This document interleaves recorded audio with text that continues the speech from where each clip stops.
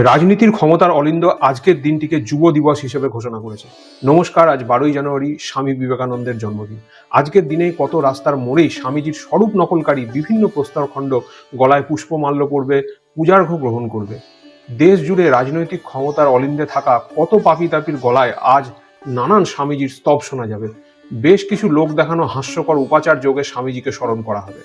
প্রায় বেশিরভাগ সাধারণ মানুষ আজকের দিনটিকে একটি শীতকালীন সাধারণ ছুটি হিসাবে উদযাপন করবে।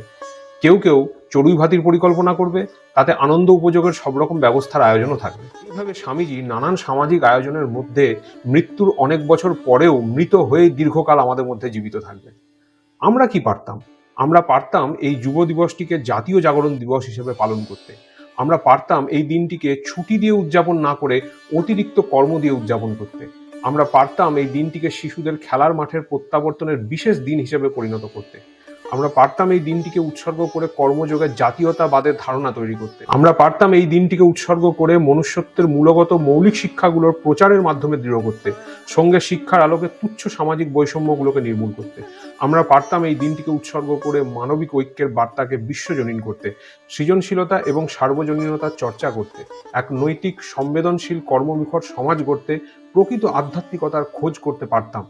আমরা পারতাম শিশুদের মানসিক গঠনে মূল্যবোধ এবং নৈতিকতার মান উন্নত করতে। আমরা পারতাম শিশুদের জন্য লোভহীন, স্বার্থপরতাহীন এক সম্ভাবনার সমাজ গড়তে। পারতাম স্বামীজিকে মৃত্যুর কোল থেকে জীবন্ত করে সমাজে ফিরিয়ে আনতে। এই সবই আমরা পারতাম, কিন্তু পারলাম কি? এটা মানলাম যে এই সব করতে সমাজপতিদের বারণ আছে, কিন্তু একটু ভাবতেও কি বারণ আছে? ভাববেন, প্রশ্ন করবেন, তো পরিস্থিতির একটু একটু করে বদল হবে। স্বামীজি সেটাই করেছিলেন।